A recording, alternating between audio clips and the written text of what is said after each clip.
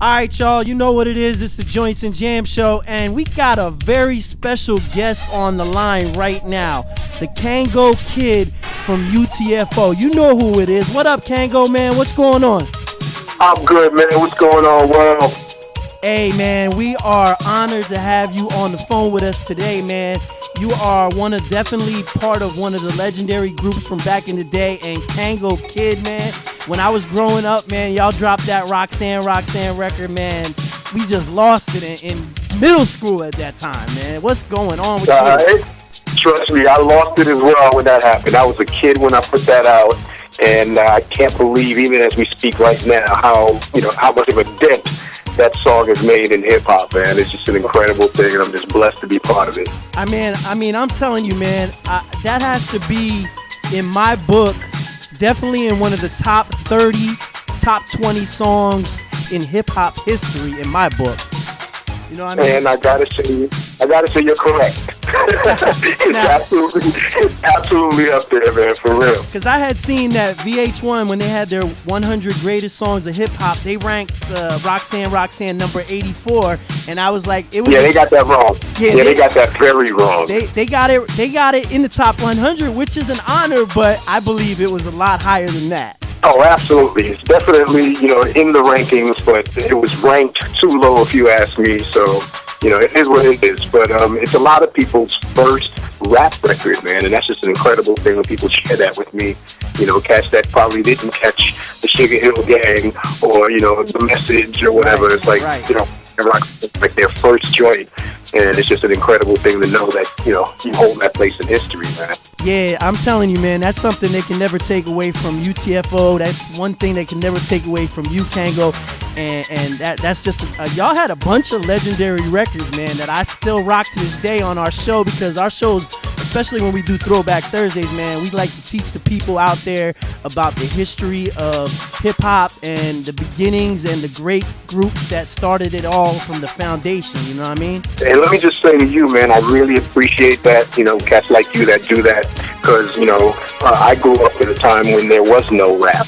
Right. And a lot of kids today don't know what that's like. They don't know, what life was before hip hop. They just grew right into this thing like it always existed, and it didn't. And so it's just a good thing to have cats like you, just teach everyone and let them know that there is a history, and who those cats are, man. So I commend you, and I appreciate you for doing that. I appreciate that, man. I'm telling you, I was a little kid in my room listening to the radio. I believe it was WBLS back in the day when they used to have the DJs on. And I used to stay up late after the WWF wrestling and turn the radio on. And I'm telling you, I just used to listen to the music, and U.T.F.O. was part of the music back then that really got me started and got me into the whole industry of the thing.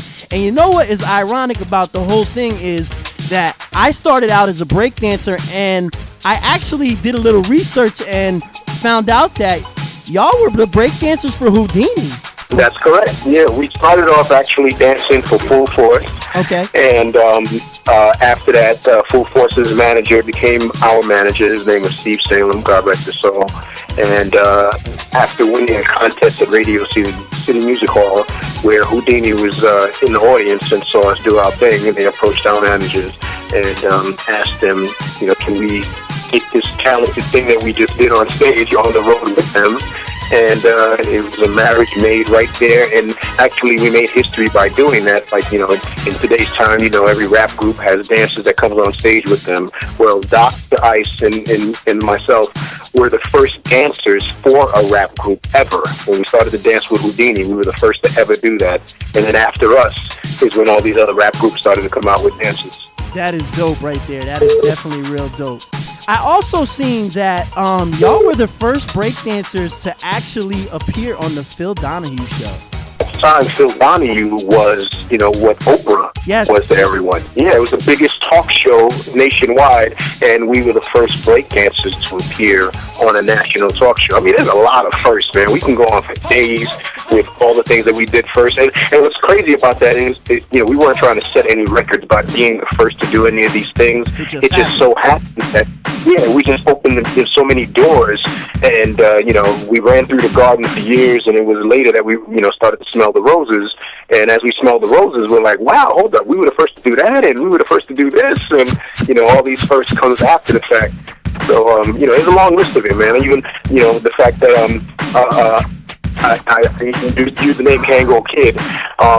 That was actually, it turned out to be hip-hop's first product endorsed arrangement ever. Nice. Because the company was trying to sue me at one point for using the name unlawfully, right. And they realized that every city that we performed in, the sales of their hat, rose, it went up. Right, and right. So they dropped the lawsuit, and we worked out a product endorsement deal. And again, not understanding that at the time there were no such thing as product endorsement, deals like later, of course, Run DMC and Adidas and Hammer and KFC, and all these deals started to come after the fact. But right. I was the first. I was the first with this, with the Kangol headwear brand. That's crazy. And, I didn't know that. That's crazy. Yeah, so there's so many firsts, man. I mean, we can go for days right now running that list of all the things that we did first. I'm telling you, man, like U.T.F.O. to me is also one of the very most underrated rap groups of all time. And I thank you for that. One of the reasons for that is, again, us being first, we tested a lot of waters first. Yes. And try to do things like, again, another first for us is we were the first rap group to do an R&B ballad. Right. And on our first album, we had a song called Fairy Tale Lover, and we performed that R&B ballad on Soul Train, and the world was like, oh, are they rappers and breakdancers? What are they doing singing? Yes. So we broke the barriers. And today you have Drake doing that stuff that we did, like 30 years ago. Yes. Yes. And for all the people out there that don't know, U.T.F.O. was voted the best rap group at the 1988 Urban Music Awards. And yes, sir. With the single Split Personality was the name of that song. Split Personality. Dope. Now, I'm gonna ask you a question about the Roxanne record. Somebody had told me that it was actually the B-side of Hanging Out. Like, Hanging Out was supposed to be the main single, right? You know what's so funny about that? There are kids right now listening to the interview saying, what the hell is a B-side? Yeah. Yeah. Who has records anymore? You know what I mean?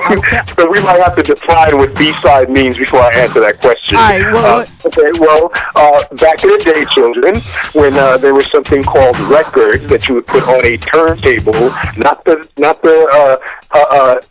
CD turntables we have today, or your Seratos. No, the actual vinyl record that you would put on a turntable. The main song would be on the A side, and on the B side would be whatever that is. If it's a remix to it, if it's a different song, if it's an acapella or whatever, that would be on the B side. So we recorded a song called Hanging Out. And Hanging Out was the A side. That was the song that we spent 3 weeks putting together, and we took our time with it, and we made sure that hit was ready for everyone. And when we presented it to the record company said, I love the song, it's great, can you give me something for the B side? And he wanted a totally different song. And we had no idea what we were going to do at the time. B Fine of Full Force, who was a drummer of Full Force, decided, let's do a song called Roxanne. And we said, why Roxanne? And he said, he likes the name. We were like, fine, okay, well, what do you want to write about? He said, write about how you guys are trying to get her, and she disses y'all, but at the end of the song, Doc, you get her. And I was like, nah, why he got to get her? Nobody gets her. And we went home, wrote the song, and put the whole thing together in 3 days. Now, mind you, we spent 3 weeks on Hanging Out, 3 days on Roxanne, and Roxanne came out, and that was the hit. Right. Everybody played that. Nobody even checked out the A side. I mean, they heard it, they knew what it was. Well, wait a minute. I beg to differ on that, man. Hanging Out was actually my favorite record from y'all. Hanging Out. Wow, thank you. Hanging Out is my joint. I put that in my rotation on Throwback Thursdays. I play that maybe once every couple weeks, man. That's my joint. Wow, thank you. Let me just say that's rare.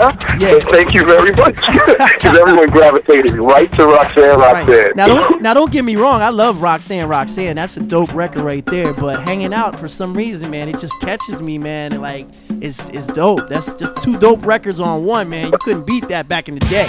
Wow, thank you. Y'all had a bunch of records though that I like. I like Leader of the Pack, Bite It, Pick Up the Pace. Y'all had a bunch of records, man, that were real dope, and y'all definitely made an impact on hip hop, and a lot of people didn't know that you had something to do with the Whistle track that came out, Just Buggin', a couple years later. That's correct. Now, the way that took place is, I was just coming up with ideas left and right, and not everything I would write would make the U.T.F.O album. Right. So, I started to recycle stuff, or just use material for, elsewhere. Right. And so, whatever songs U.T.F.O was passing on or didn't make the album for whatever reason, I needed an outlet for it, so I created Whistle to put those things out. And Howie T and I, Big Man Howie T and I were the cats that did Leader of the Pack and a few things regarding on U.T.F.O project. And so we just needed that outlet, and so he and I put Whistle together, and Nothing Serious, Just Buggin' was the first joint that we did, and that blew up. And so that just led into us doing an album for them. Right. And those cats were also vocalists. Jazz, lead rapper of the group, he was also a vocalist. So that gave me an opportunity for the songs that I wrote that U.T.F.O wouldn't record. I passed them on to Whistle, and thereby making them actually the first rap group to successfully turn over into becoming an R&B group. Now, the group before that, a lot of people would look at Force MDs as that group because they were called Force MCs, but they never recorded a rap song. When they first came out, their songs were all R&B. Right. Whistle had rap success. They had rap songs out, and then they converted into becoming an R&B group. Yes, so that's thereby first. And you know what's funny about that, man? Like, I could like a lot of people, like, I'm in the music like real hard, so I could tell that U.T.F.O and Kangol had an influence on Whistle's records. I could tell, just because I'm that deep into the music. You don't know how many people came to me and swore that I was the one rapping on Whistle material. It's like, nah, that dude sounds just like you. Come on, man. I know you. What do you call that when you I forgot the word. There's a word for it when you jump into other people's project or something that you do on the side and not let anybody know what you're doing. And I'm like, yo, that's not me, man. It's not, moonlighting. That's what the word I was looking for. Oh, so they thought I was moonlighting as a Whistle rapper. I'm like, yo, my dude, I'm not. That's not me. You know what I mean? But you're right. Everyone would hear the influence on there because, again, I was venting all the U.T.F.O stuff into that group. And also, a lot of people didn't know that Kangol Kid wasn't just a rapper, but also a producer. And you had your hands in a lot of different projects with for instance, Cheryl Pepsi Riley. You know what I'm saying? Yes, sir. Lisa, Heat Wave.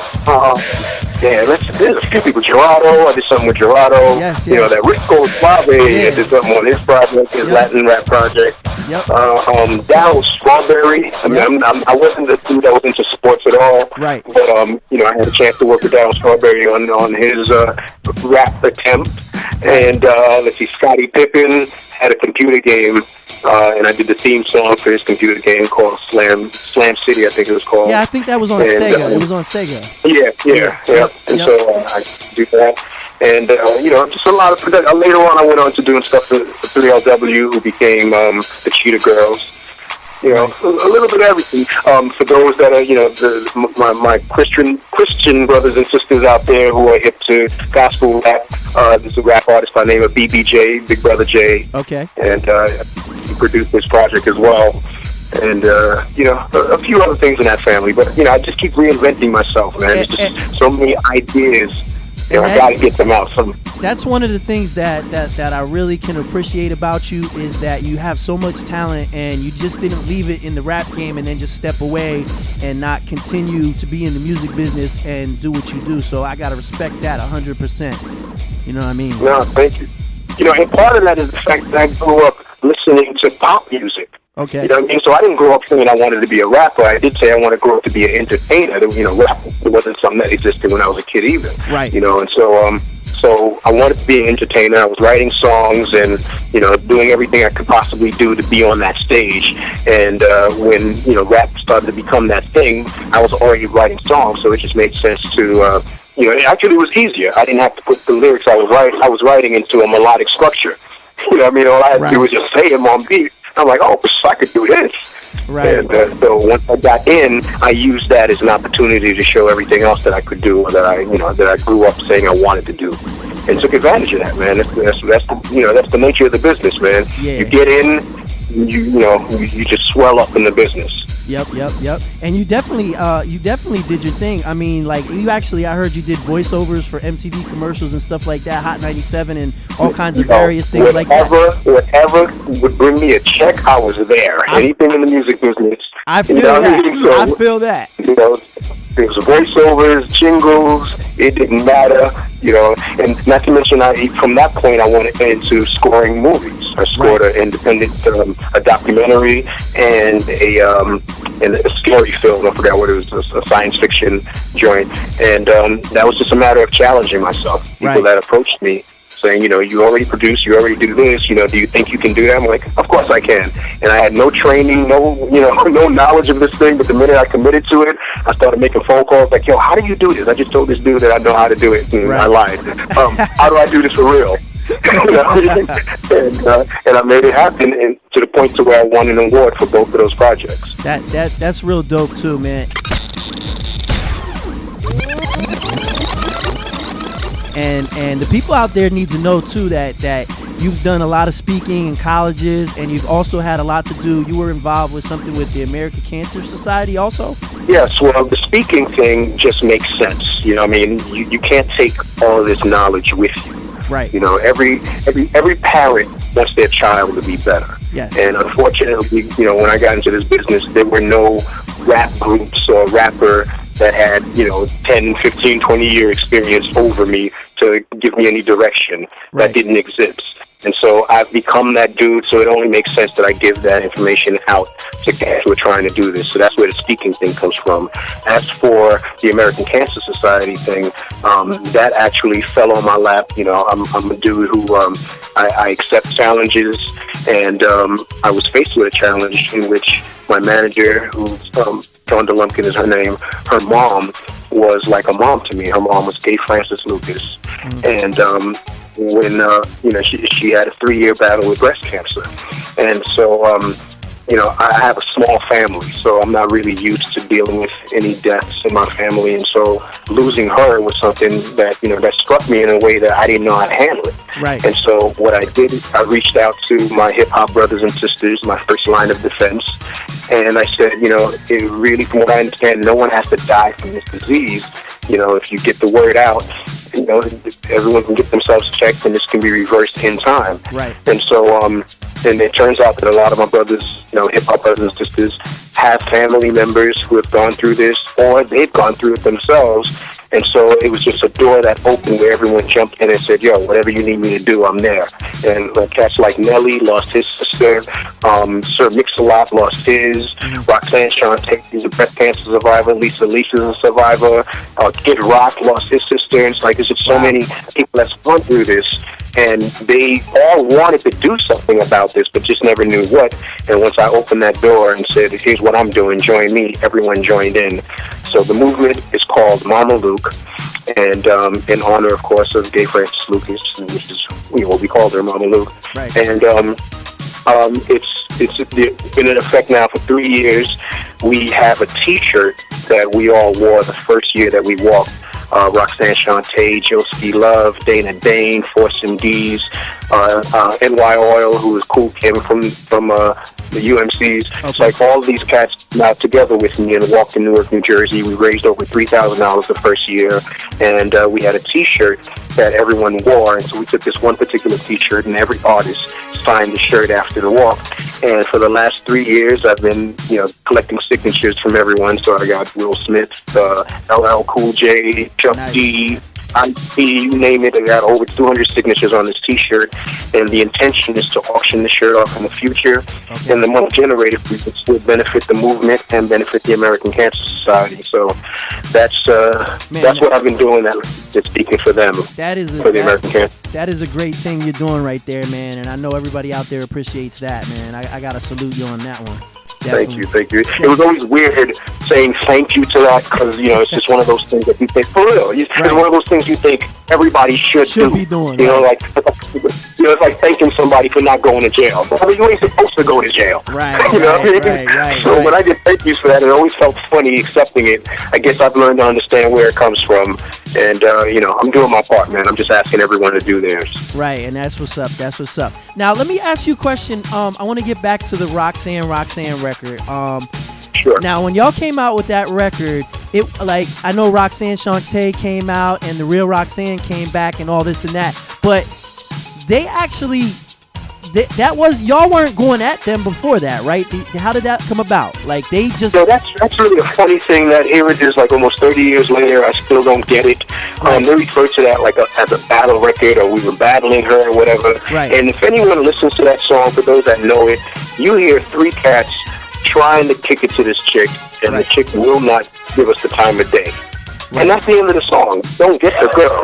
Right. So I don't understand what the battle was. There wasn't no battle. No. You know what I mean? I'm not saying the battle part of it. I'm saying, how did Roxanne Shante and them coming back at yous on that record? There's a funny backstory to that. Okay. And that plays a role with Mr. Magic. Okay. And I found out about this many years after the fact. Say Fly Tie was Mr. Magic's partner. These are the cats that Cold Chillin' Records. And, it turns out that there was some show that U.T.F.O was supposed to appear in that Mr. Magic put together in the early days. I think we first came out. And for whatever reason, we didn't make that particular show because our figures just started to grow. And whatever it is that he agreed to with my manager wasn't whatever. We couldn't comply with that figure.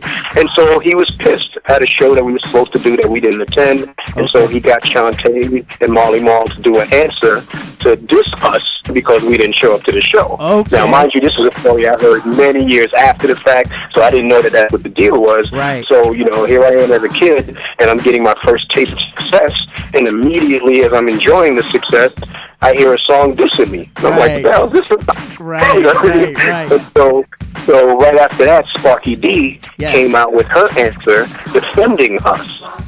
She was from Brooklyn also, and she wasn't having this chick come out and diss us. And so Forrest, who were our producers at the time, had an idea of doing an answer to the song, and Shantae beat him to the punch by doing it. And so they decided to get a young lady and have her record, and they had me start the song off with her, and they addressed her as the real Roxanne, basically to disclaim, to shut the whole Shantae thing down by saying, look, she's a fake, this right here is the real one. Right. And so that's immediately three Roxannes out, ours, Sparky D's, and Shantae's, and real Roxanne. And right after that, everyone jumped on the bandwagon, and we ended up getting like almost 30 answers to that song.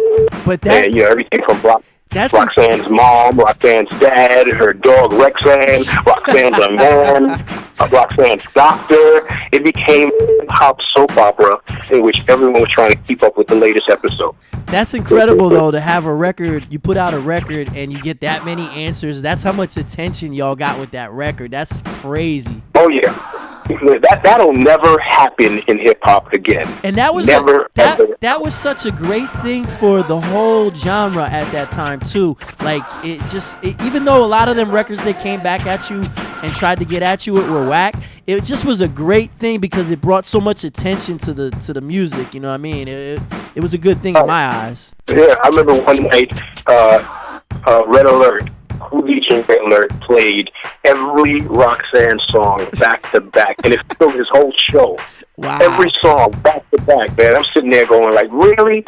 And again, I couldn't appreciate it as a kid because I felt jumped. Right, I'm like, right. yo, this You feel is like my everybody bandwagon everyone's fighting on. said you probably felt like everybody was getting at you, but you didn't realize that it was kind of cool. Yeah, I didn't see the coolness in it whatsoever. Right. You know what I mean? I'm like, yo, get off my bandwagon. Like, this is my coattail. Go write your own song. You know, get off of it. That You is, know what I mean? So I couldn't appreciate it back then. But, you know, it was just an incredible thing. And what a great moment for hip-hop, you know, as well. yes, definitely. I agree.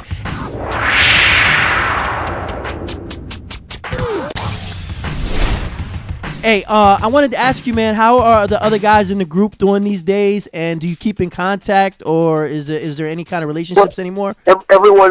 Everyone's doing their own thing, and for those, you know, that are listening that has families, you guys understand. You know, it gets to a point to where you outgrow your family, Right. And you know, you love your brother or sister more from a distance, Right. You know what I mean? Right. So you know, we outgrew each other at a certain point. Everyone went on to do their own thing. Doc was the first to actually leave and, you know, start his solo career. Right. Currently, he's out with Houdini. And let's see, Mixmaster Ice, our DJ, went on to Columbus, Ohio, and he's a radio personality there, DJ for a radio station out there. Okay. Educated rapper, you know, staying true to the name. He went back to school and graduated. He was valedictorian of his graduating class. And so, you know, everyone's just doing their own thing. As for, and I'm sure you're going to get to this part of the question, is there a reunion of sort in the future? I don't know. You know, I'll never say never, but I will say that I've made a few attempts and it hasn't been successful. So we'll see what happens. But, you know, meanwhile, everyone's just doing their own thing. And, you know, God bless them, regardless of what the deal is. I'll tell you what, though, if there ever is a reunion, man, you better call me and get me over there, because I want to be there. I want to be there. I'm sure you will get the blast on every hip hop circuit that exists if this happens, because it'll absolutely be news. You know, the sad thing is, you know, for the hip hop cats right now that goes to shows, yes, y'all really missed out on what a hip hop show really looks like when U.T.F.O was out. And I'm not saying that just on some bragging basis. I'm saying that we bought it all. You got your dancing, your rapping, your you know, everything, man. It's an incredible set. You know, when we came on, you know, our shows were, you know, more entertaining than a video. Right. You know, and it's just so sad nowadays. You know, you check out a hip hop video and it's got all the bling and all kinds of stuff going on in it. Then you go and you check out the same cat's show, and it lacks all that luster.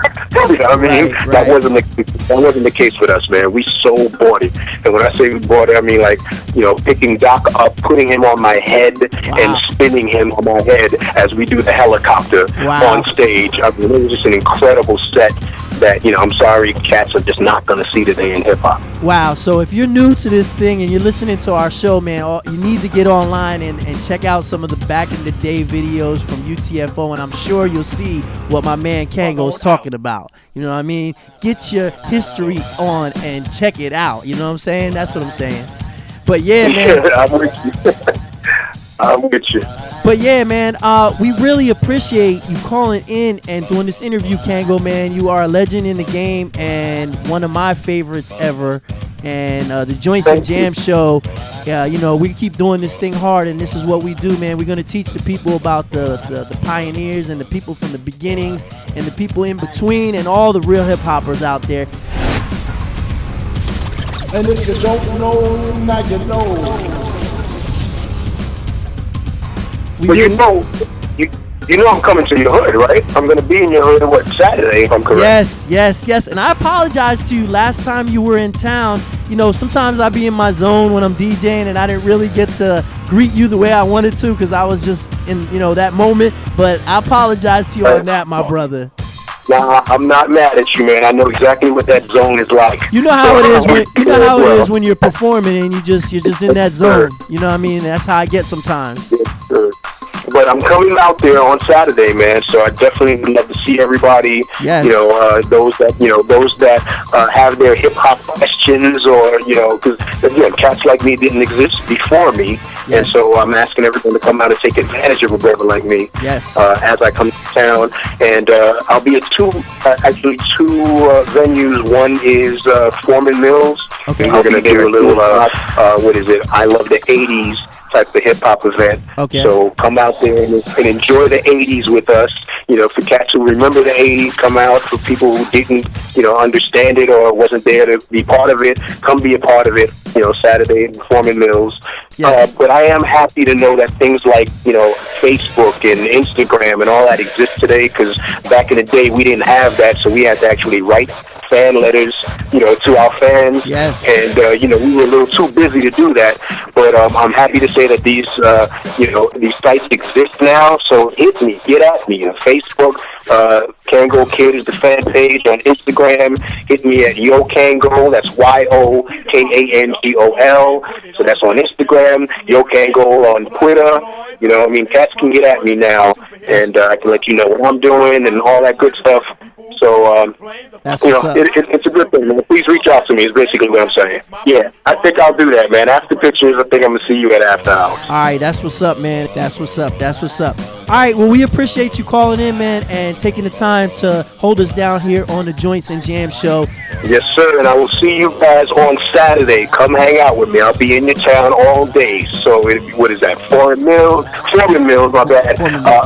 Pictures, and then After Hours. So, Allentown and all the surrounding cities around there, I'm in your hood.